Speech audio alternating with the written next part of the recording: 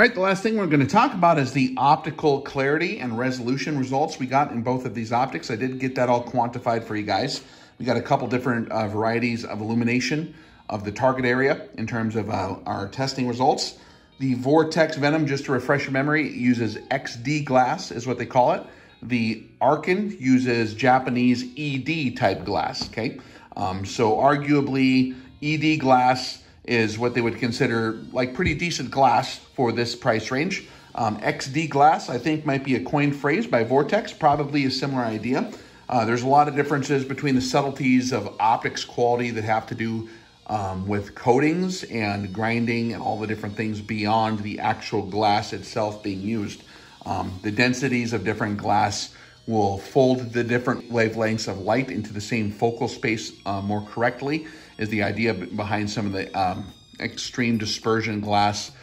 Depends on the density of the material so that your red wavelengths, your blue wavelengths and everything in between kind of focus into the same point, is why they have different densities of glass. For more information on that, you can watch my old tutorial series on YouTube. I think it's a Sniper 101. We went over a lot of that stuff. A lot of education there for you guys if you dig that. Also, on any of this stuff, if you want to see more of the methods and materials, how we log everything and quantify things, you can check that out if you're on Patreon. I do a lot more videos over on Patreon than I do here on YouTube, especially some of those details there. If you're curious on the science and engineering side, I'm going to be, in the future, the rest of my optics reviews, I'm going to share more of the details on how everything, all those numbers are gotten over on Patreon. So check it out. I'll leave a link for that as well below. So the optical clarity on these were actually pretty similar. The way we have our test jig set up, it is actually designed to look towards the horizon where the sun is setting to give you kind of a view of how well suited it is to properly be able to see with a decent amount of light coming into the front end of the lens.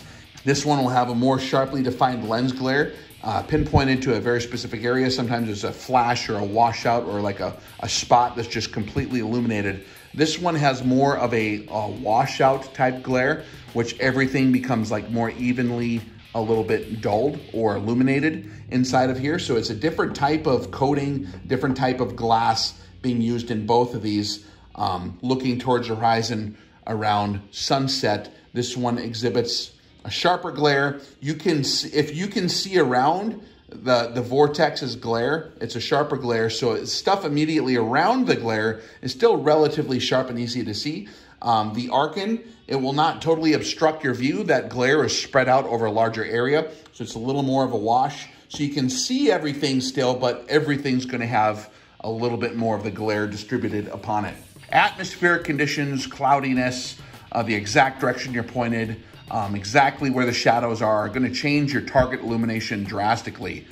So it's important when doing comparative analysis to do them side by side at the exact same time and the same lighting, and try to quantify your actual illumination at the target area, which is the object you're actually looking at that is reflecting the light. That's what we do on these tests. And so these both were at about right around 1800 lux measured at the target. Okay, using those methods and materials, the results were as follows. The Vortex Venom on a scale of 1 to 10, 10 being your most clear, your highest resolution, 1 being your lowest resolution, scored at sunset with 1800 lux of illumination at the target, was 4.5 on the resolution. Now that's, we'll go over the methods and materials on the Patreon channel if you're curious about that, of how we do that for the low light testing.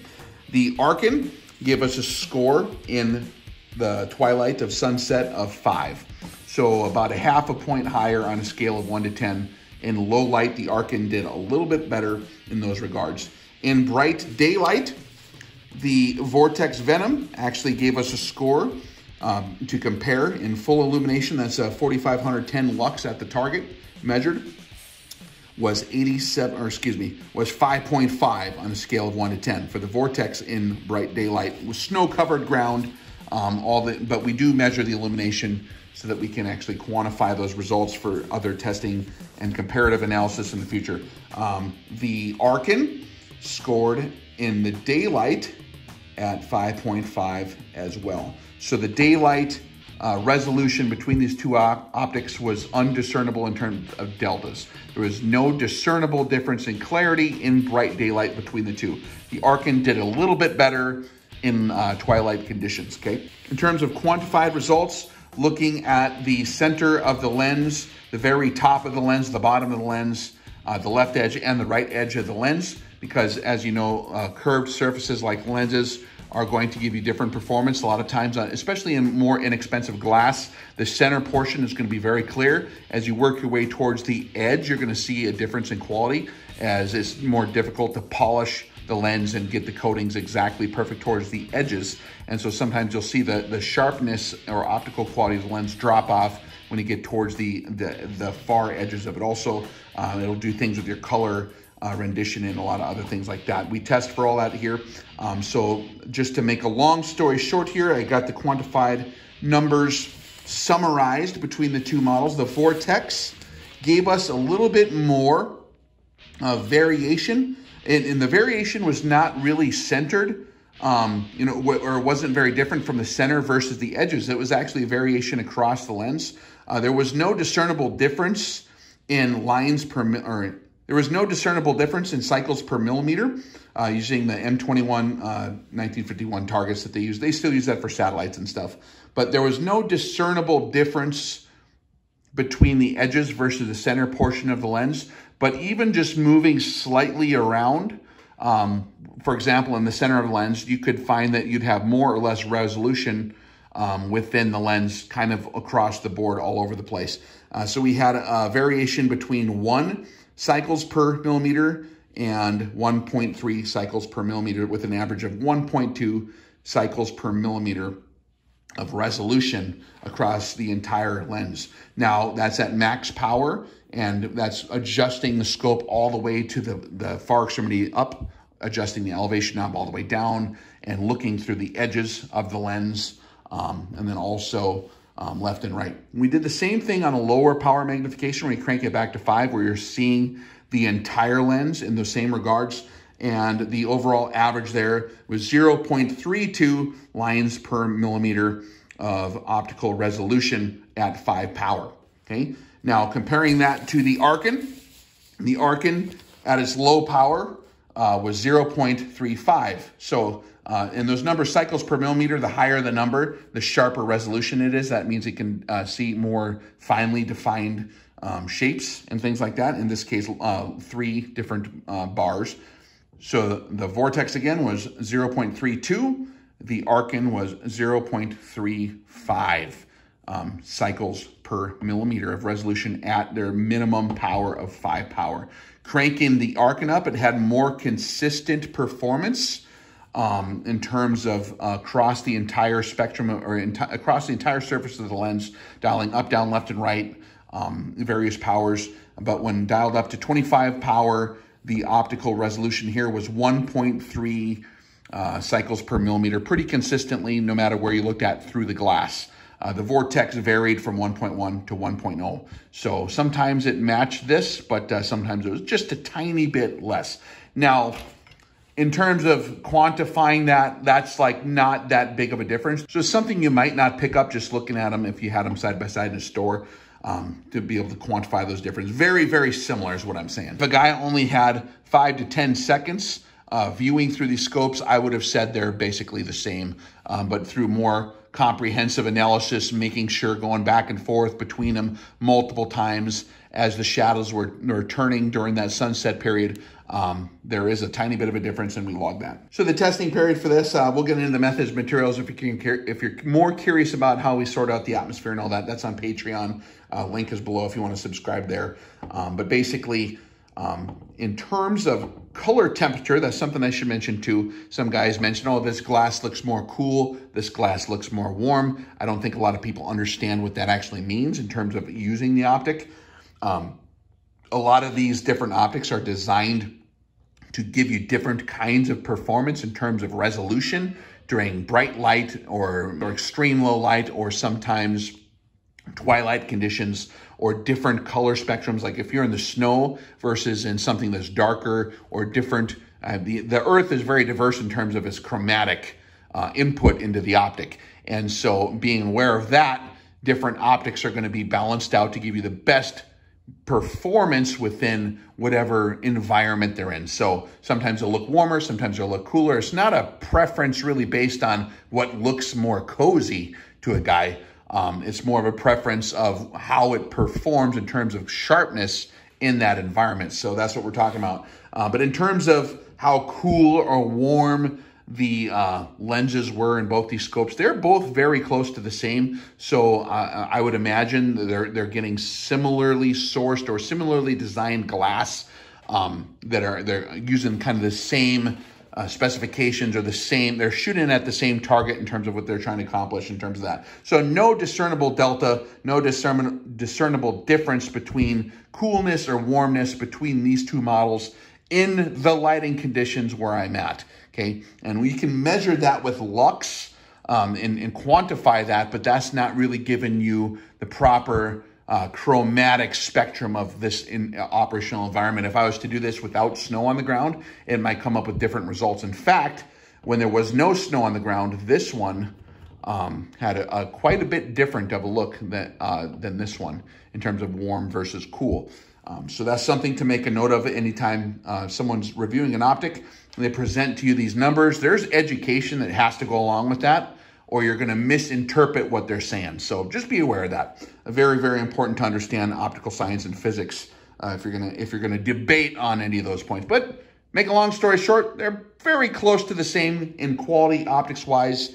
The ED glass, the Japanese ED glass, is a little bit better in the Arken than in the Vortex across most of our parameters functionally, and so that's important to note. So overall, in terms of overall score, and again, if you want to know our methods and materials for determining that, I look at different things. There's a lot of different features and things and a lot of different performance characteristics and parameters between these different optics that we have observed over the steel. How do you quantify that into one solid number giving an overall score?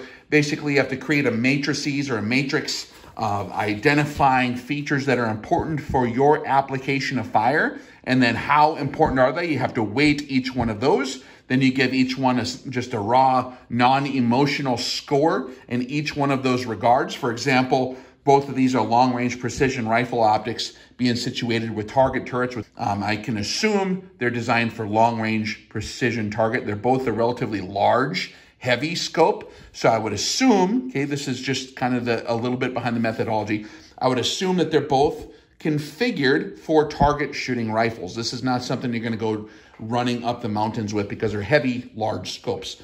So being that that's the case, this would fit into a certain criteria of like a bench rest or a competition match or a varmint hunting type application where you have a heavy rifle, you put a big heavy scope on there. It's not that big of a deal because you're not like carrying the rifle like a grunt would, like an infantry guy would carry his carbine. So weight and footprint are less of a consideration in this regard. If I was reviewing or comparing different scopes for a carbine, for a fighting rifle, totally different things. All of a sudden, your priority will be portability in that case. That's just an example. But with all those feature sets being weighed for the application as defined, long-range precision target scope / maybe varmint shooting, maybe entry-level competition, although I wouldn't recommend maybe this one for that in regards to its optical or its tracking graduation performance. This one is maybe a little too heavy to be like a hunting scope because it is, they're very similar in weight. This one's a tiny bit heavier, but the size of it might make it less desirable for certain things. So you have to weigh that out depending on your 90%. That's not something people can intelligently argue on. People argue about equipment all the time. I think that's silly unless you're defining exactly what you're talking about. So for the purposes of this comparative analysis, my applications being defined for long-range precision, maybe entry-level target shooting or competition shooting, entry-level, and, you know, varmint hunting, stuff like that. How do these score? So the overall score of the Vortex, and a lot of the features are the same, so we're not comparing the score there, because, like, you know, they're both 5 to 25 by 56 in the same weight class. Let's see, where did I put my numbers here? The Vortex scored an overall score of 107. in terms of its, the sum of all its features weighted out in order to determine which one's better for those applications. The Arken did have a little bit higher of a score in terms of its feature balance, 139. If everything else was equal on these, this one would be slightly better for those applications based on those methods than the Vortex. The Arken would be the winner there.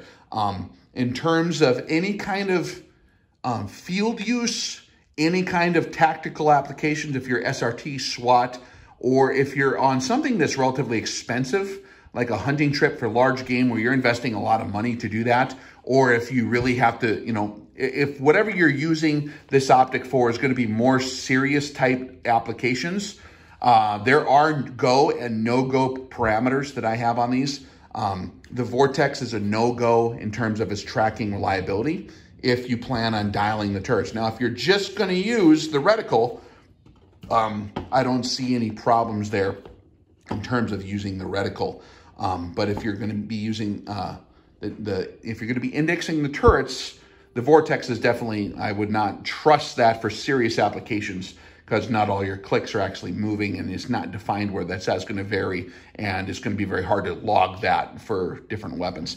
The Arken is going to be a bit more robust and more suited for some of those field applications, with the note that both of these are heavy scopes. When you consider the price differences between the two, the Arken is a bit more inexpensive than is the Vortex. The Vortex is a little more expensive. The Arken also does present some more peripheral accessories available if you use the discount codes.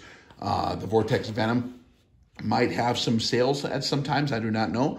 You can check to see what they have available. But overall, for dollars per pound, in pound basically qualifying like quality in general, the Arken's going to come out to be the better option in terms of really how everything came out in the wash when we did the numbers. So hopefully giving you just these facts and these criteria for how these scopes performed, everything that they offer for the prices that they're offered at, the level of performance that you get for that price. I will let you guys determine what your criteria are. That's not my job. That's your job to determine what you're going to be doing and what you need to get your job done. So you guys make a determination. If you want to go ahead and grab a Vortex Venom 5-25 or any other optic from Optics Planet, you can go ahead and use the code below for that. That does assist us in the channel. If you would like to get the Arken EP5 or the SH series, which is actually very nice as well. Very, very similar performance to the EP series. The EP and the SHs are very good in terms of reliability and tracking and all that as well. You can use the discount code below. I think it's like $170 off if you buy this kit with all this extra stuff. So basically you get your mount. I think it's this, you have the choice of this mount here or these rings, which I have on the Vortex right now. Very good quality rings and mount for the money. You can use the code there. No matter which one you choose, no matter which one you use, using those links are going to help support the channel. I appreciate your support. Thank you for allowing me to be able to do these with your support. If you want to support more and if you want more information, if you want to get into the nitty-gritty of the numbers and the details and the, how we quantify things here, I can show you all my different information there on Patreon. So that's fun. And we also do Brewski Hour and all that fun stuff on Patreon. We have a good time. So rock and roll, guys. Hopefully this was helpful. Have a good day.